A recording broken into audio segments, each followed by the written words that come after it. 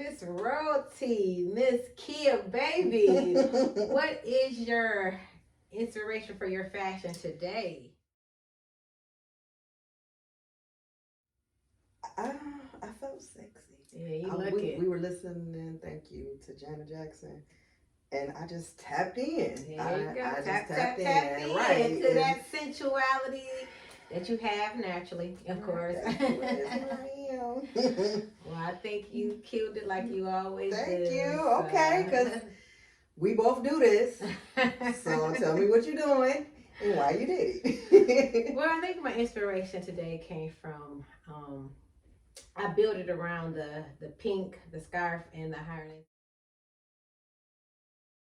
and just kept it classic and traditional and built it from around It's that. pretty in So pink. I hear that yeah, I one. feel a little girly. You Pink do. always makes me feel more girly, Yeah. even though I am girly. You're But very much a woman. so that's where All our woman. inspiration came from today.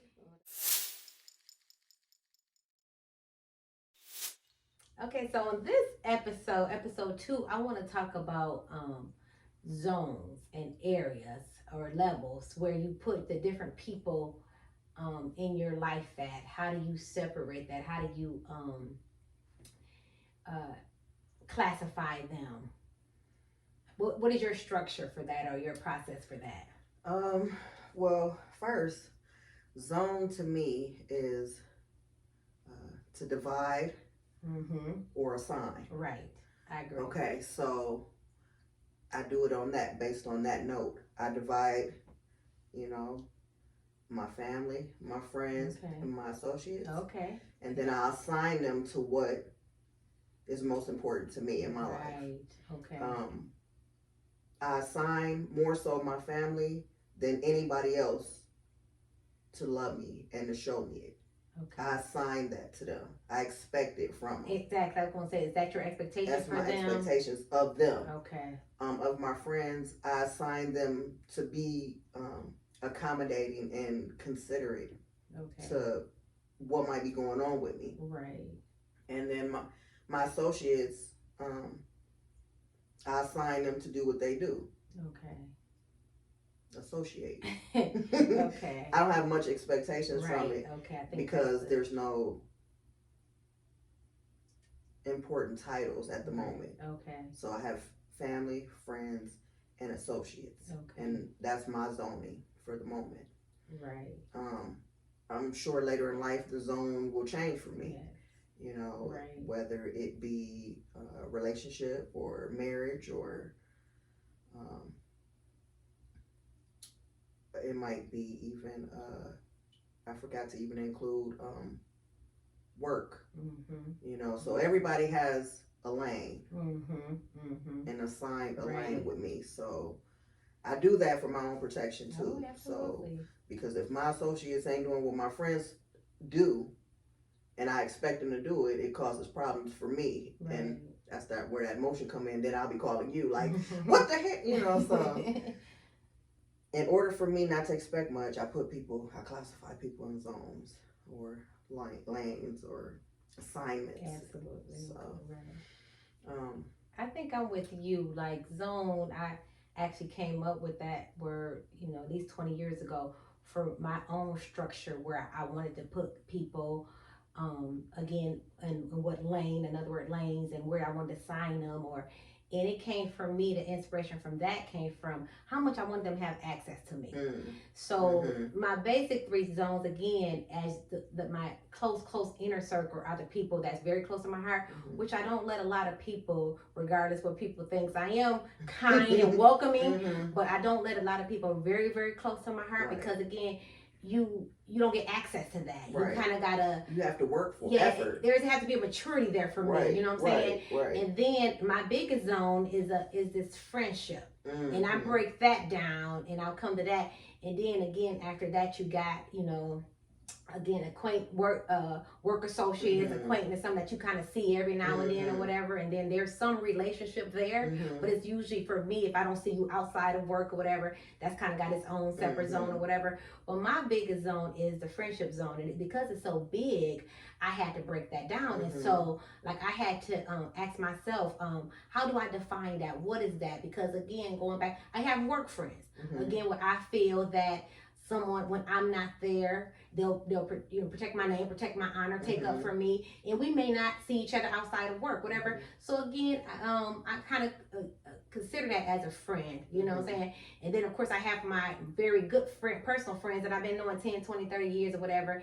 Like you said, even though maybe we try not to have so many expectations, but there is a certain expectation there. There's a, for me, it's a mutual respect, you know what I'm saying? It's a, even if I'm not there, I'm gonna speak up on you. I'm always gonna speak good on your name, or you know what I'm saying. So you have those friends. Now, what was a really twister for me when I started, and somewhat actually a little bit challenging, but not too challenging, because healthy boundaries is very important to me, and I put time in it, and I put a lot of invest in that, because it's important to me. But when I had to kind of keep separate my male friends and my female friends, of course the female friends they have their own challenges to come with that. Some females may be too emotional, and I'm emotional myself, so I had to kind of get that together. But then with the male friends, again, my boundaries are clear. When I had male friends, it's strictly platonic. That's just what it is. Don't judge nobody else how they do it. But for me, and I always had to get that straight, because sometimes guys will say like, oh, we're, and then the expectations of it may start off as strictly platonic friend, but then somebody catch more feelings than the other. So before I got married, going through that, but always, this kind of come easy for me. I see, yeah. You're my go-to. I'll be like, oh, please help me. Like, keeping the boundaries of where it is. Even with the guys, like I never had no major problems, because again, the boundaries is always kept. And if the someone kind of go over, or it was always easy to pull them back or whatever. So yeah, bottom line, zone is important. People got different names, like you said, lanes, levels, areas, or whatever, because it helps maintain the boundaries. And and if it's just a friend, or if they got a title, or if they don't got, you know what I'm saying, and you speak on that, and once you walk it and live it, it kind of fall into place. But I know it's challenging for a lot of people. It is. Yeah. But because I've talked to a lot of people actually about this topic, and you'd be surprised, be like, oh, I didn't know, or this and that. And then you're right, because I am a firm believer there is no stupid question. They're just not. It's just things that we never been aware of or been taught. But I had to do this for myself, because again, I am emotional to, a big extent. And so I was kind of like, okay, how is this going to work for me? So again, this was something that I had kind of created, again, 20 plus years ago, as far as, the structure of where I want to keep, certain people, you know what I'm saying? And then again, when certain people make certain things, it's kind of like, okay, it's cool, because they're a friend or an associate, a certain type of friend. There's no expectation, so there's no. So you have to put these boundaries down to protect yourself. You have to. And then as I evolve, a huge thing I'll tell somebody right today, because again, I'm evolving spiritually. Everybody ain't ready to have total access to you, or everything we have is valuable, you know what I'm saying? Our heart, our time, or whatever. So even your time or your space is like, if somebody, take advantage, disrespect your time, disrespect you, or whatever kind of way, it's like they're not ready for you to give a certain part to them. You know what I'm saying? They're so not deserving. Yeah. And so it's just look. You is no, you is so hilarious. My truth. We got our own unspoken language, so I already know what she's saying. Because she's so she seems guarded, but she really does have a heart of gold. But again, she doesn't let it heavy for people that I love, but. And see, this is where we're opposite, because see, people think we're so it's funny because I am welcoming and I'm kind, but there's it's just only a level that I'm gonna let anybody go to. I'm just naturally do that, right? To where. So in the beginning, I let everybody in, but then it is at this point they kind of gotta prove themselves to, see how farther I want to go, and we can stay right here. We can stay if this is right here close to my heart. We can stay right here, and that's fine, and that's okay or whatever. To where you go filter, you're not letting nobody kind of close to you in the beginning but then once you trust them and once you you feel safe with them, then your heart is so huge, and what I'm saying, you're there for people to where it's kind of like I'll do it in the beginning. I don't let very, very few people to have that kind of access to me. So that's the zone, Then the friendship, my friendship zone is kind of big, but I break it down. I break that down. Saying that works for me, and my boundaries is definitely healthy. Yeah. So I think everybody needs healthy boundaries, and you helped me with that. You taught me a lot about healthy boundaries because I grouped everybody into one. If it wasn't my mom, dad, and my brother, sister, and that's kids, the family. If it wasn't my family, everybody was in one same group. So I was like, okay, that's not fair because there's people that I will be available and give access to, and then there's people that aren't deserving, because they don't put in the effort that I put in as a friend. Right. You know what I mean? So if you're not doing what I'm doing, then I'm doing too much. Yeah. So I don't want the short end of the stick. I don't deserve that. So with that, zones are very much important. And I'll assign you what zone. Yeah. And like I said, I would challenge anybody if they got how they do it their own way. And it's interesting you bring up the family with that gets real complicated, and again but even that, like a lot of the above family, unfortunately, like this is one of the things that I kind of discovered, and that I even put to use, that when you're kind of dealing where to put certain family members in, how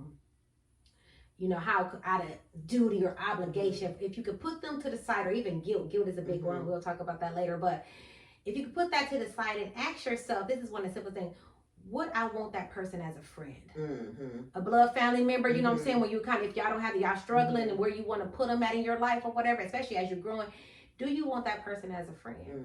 And again, if you say no, you got to really reevaluate that and what that looks like for you. Maybe your next 30 or 40 summers or half of your life, they may not play a big part in, under an obligation or a shame or whatever. We kind of, especially under duty and obligation, we hold these people at, and you can start, moving different people and bringing them in different zones, especially, you know what I'm saying? Because as mostly everybody can relate, that there are definitely people that's not blood that feel like family anyway. So if we follow that rule, the people who are blood and we feel like we gotta, you know what I'm saying? So again, I think everybody, me every year, you definitely should be reevaluating, reflecting, looking at your life and see where you want to go, and who you want to take with you. Right. And like I said, I'm an empath.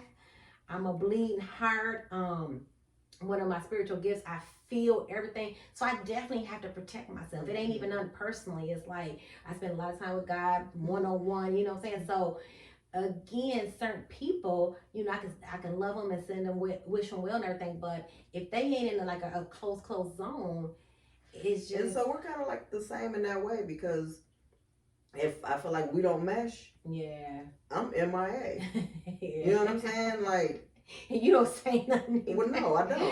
Because it's like, for what? Right. I'm not going to alarm you. This is what it's going to be. That I'm protecting myself. Right. And I get that. I'm not going to make you more aware of you're not being authentic enough for me. So I'll just move out the way. That's my favorite thing to do. So. And that's your style, and that works for you. It works. And I get it. I totally understand it. Me, where it's like, I'm going to tell you how it is. It's been a.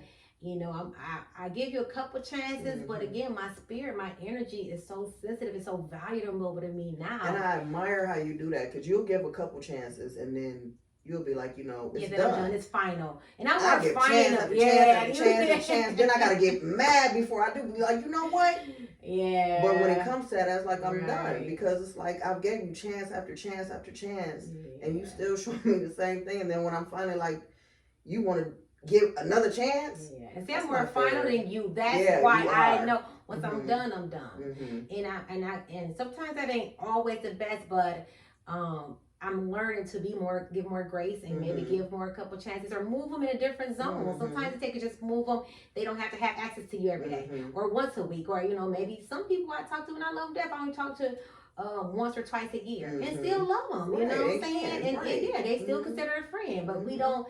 That doesn't mean that we have to connect every day. Right. You know what I'm saying? So again, I think this. Now, what I look at it now, I looked at it different 5 years or 10 years ago. You have to know when it's time for you to reevaluate that area. So, yeah. So, what's your takeaway from this? My takeaway from this zone conversation is evaluate every year, like you said. Yes, like, that's really a thing. I agree. I think you have to sort people and put them where they fit best for you in whatever season you're in. Right. You know, I have a lot of people that I love, but at the same time, I love me more than the lack of love that I'm receiving. So I'll shift the whole group, you know what I mean, to get what it is I want. Right. So with that, I try to do it healthy. I try not to be cruel. Right. Because I know people have feelings and don't move like I move. Absolutely. But at the same time, it's like I have to do what's best for me, which everybody should anyway. Right. I do consider people's feelings, but when minds are on the line, I'm choosing me first. Yeah, I agree. I agree with that. And my takeaway is just exactly what you said. I'm just going to add to that. Once you doing that, and once a person decides to do that, don't feel guilty. Don't feel shameful. Don't be under obligation. Don't want to do it because we were taught, our generation, we were taught that, like, love your sibling or love your cousin or whatever. No matter what. You know that's how it is or whatever. So when you do start, you come to a point where like, I gotta start looking at my life and not just reevaluating people, or things. There could be a place that kind of, if it's draining you and no longer works for you. Thoughts. Yeah, I would just say, like you said, a year, every 2 years, it's gotta be when you start feeling it. But just to say, okay, I'm not gonna feel guilty about it. I'm not gonna feel ashamed about it. Will it hurt? Will it make me feel some kind of? Absolutely.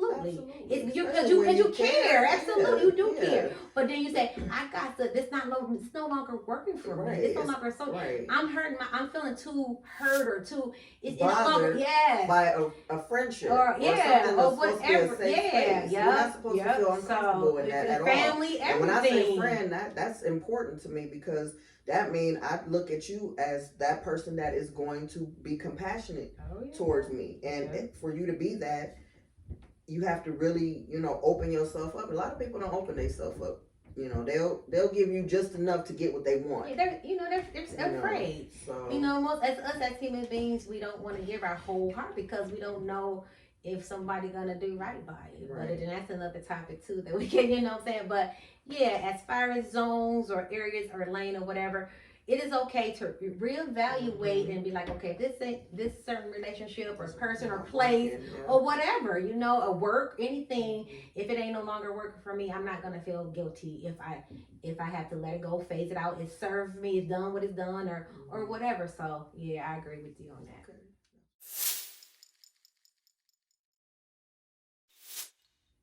So this is the part of the episode where we ask the intriguing question. Thank you for all the people who respond to our last question. Yes, thank you. Appreciate it. Please keep them coming. Our email will always be posted below somewhere. So the intriguing question for this episode is, if you're looking in the mirror and how you look at yourself, how do you describe yourself in 3 words and only 3 words?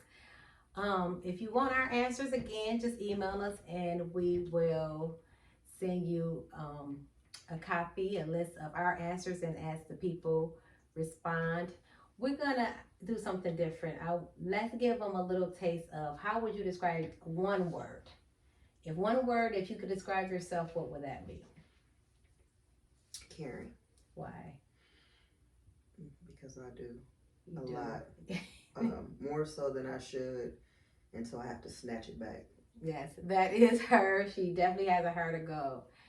My word would be light. The minute everywhere I go, I'm gonna light up the room. I'm gonna light up somebody's spirit. I'm gonna illuminate and light up a person, place, or thing, just naturally. Okay. But anyways, if you want to know our 3 answers, just give us an email, and we would love to see what your answers as well. Thank you. Live inspired.